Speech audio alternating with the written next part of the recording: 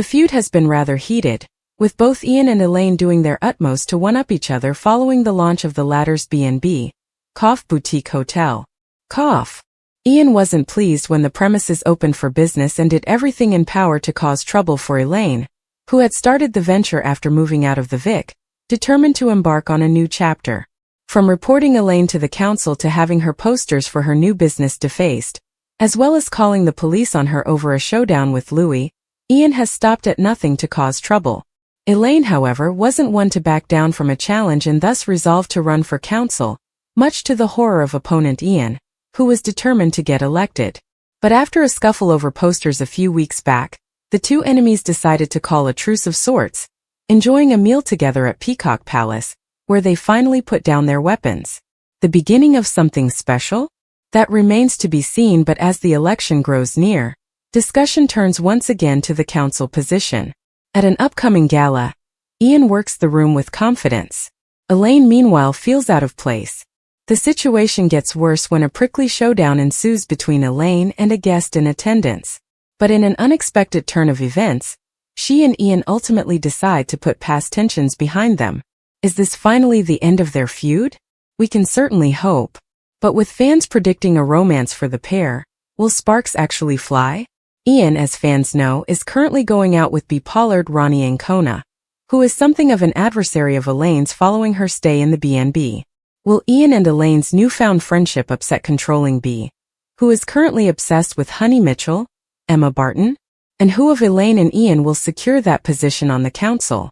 For years, Albert Square has thrived on unlikely alliances, simmering feuds, and the kind of emotional warfare that could make even the toughest resident of Walford think twice before stepping into the Queen Vic.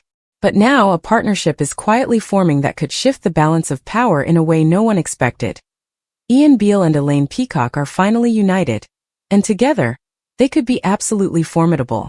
At first glance, the idea sounds almost absurd.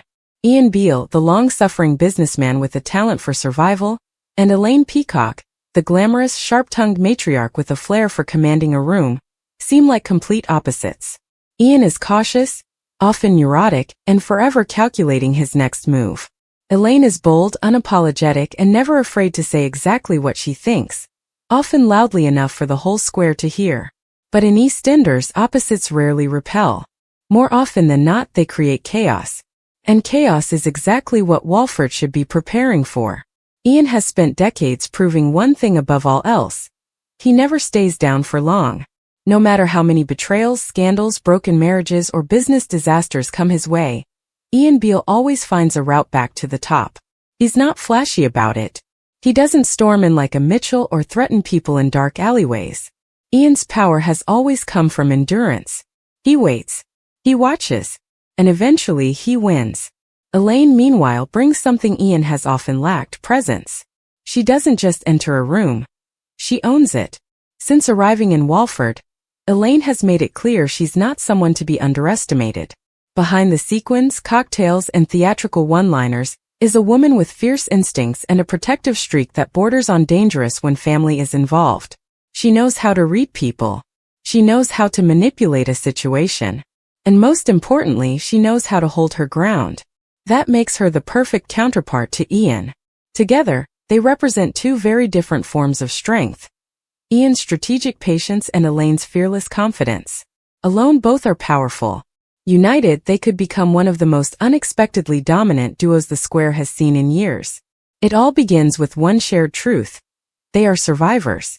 Ian has survived Cindy, Sharon, Kathy's death, Lucy's murder, Max's revenge, and countless humiliations that would have driven anyone else out of Walford forever. He is practically built from resilience. Elaine has survived heartbreak, disappointment, and the endless challenge of keeping family together while managing her own emotional battles. She's fought for Linda, stood firm through relationship turmoil, and refused to be reduced by anyone's opinion of her. They understand what it means to be bruised but unbroken. That creates respect. And respect in EastEnders is far more dangerous than friendship. Imagine Ian and Elaine deciding they've had enough of being underestimated. Imagine them sitting in the back of the Vic after closing time, a bottle of wine between them, quietly discussing the people who've crossed them. Ian listing names with that familiar bitter precision. Elaine raising an eyebrow, already planning the social destruction of half the square. It wouldn't be dramatic at first. That's the beauty of it. It would be subtle. A whispered warning here. A blocked opportunity there. A perfectly timed revelation dropped into the wrong conversation. Ian would handle the business side, the financial pressure points, the strategic moves. Elaine would handle the social battlefield, controlling narratives, reading weakness, and making sure everyone knew exactly where the power sat. It would be devastating. Take Cindy, for example. Ian and Cindy's history is practically the definition of unfinished business. Betrayal, obsession, resentment. Their relationship has always been one emotional explosion waiting to happen.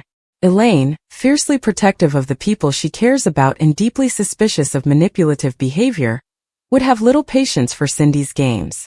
Where others might get pulled into Cindy's orbit, Elaine would see straight through it. And Ian, with Elaine reinforcing what he probably already knows deep down, might finally stop repeating old mistakes. That alone would be a major shift. Because Ian's greatest weakness has often been emotional vulnerability, disguised as loyalty. He clings to people long after they've proven they'll hurt him. Elaine isn't built that way. She would challenge him, call him out, and refuse to let him confuse nostalgia for trust. She would make him sharper. And Ian, surprisingly, Elaine's could do the same. confidence Can for her. sometimes become recklessness.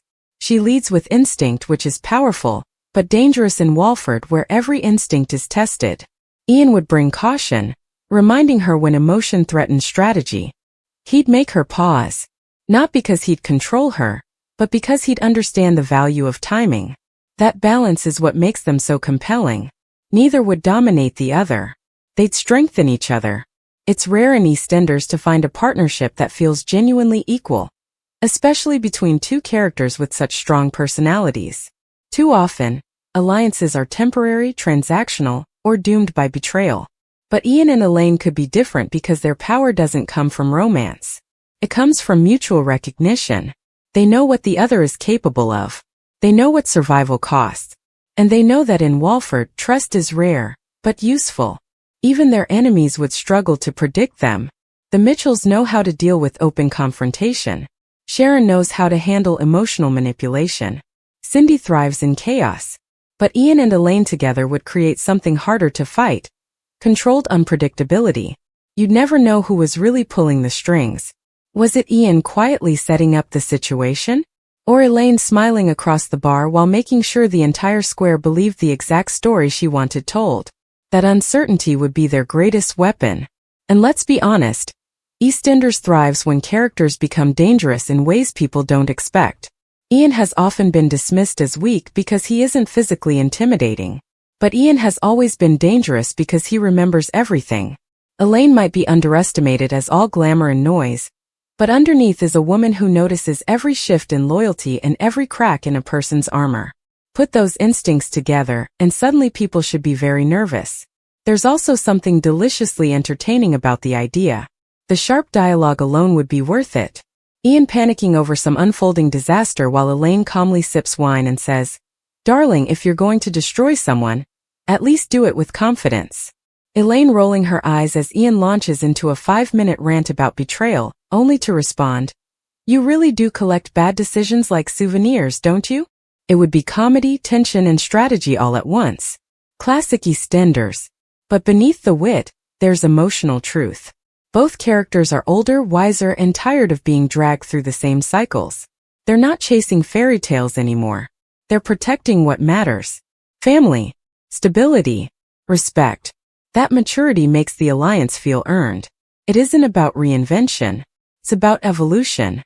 Ian doesn't need to become someone else. He just needs someone who sees him clearly and doesn't let him settle for weakness. Elaine doesn't need saving. She needs someone who matches her intelligence and understands the game she's playing. Together, they could become exactly what Walford fears most. People with nothing left to prove and everything left to protect. That kind of person is unstoppable. And perhaps that's why this union feels so exciting. Because it isn't loud yet. It's a slow burn threat. The kind that builds quietly in the background until suddenly everyone realizes the rules have changed.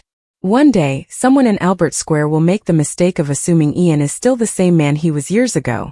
They'll assume Elaine is just the woman behind the bar with the sharp lipstick and sharper opinions. And by the time they realize those assumptions were wrong, it'll be far too late. Because Ian and Elaine united won't just be an alliance. They'll be a force. Formidable, yes. But more than that, they'll be inevitable. In a place like Walford, where loyalty is fragile and power changes hands faster than gossip spreads through the market, the strongest players are never the loudest. They're the ones who survive. The ones who adapt. The ones who learn. Ian Beale and Elaine Peacock have both done all three. Now finally they may be doing it together. And Albert Square should be terrified.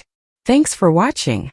Don't forget to like, comment and subscribe to EastEnders Spoilers Official.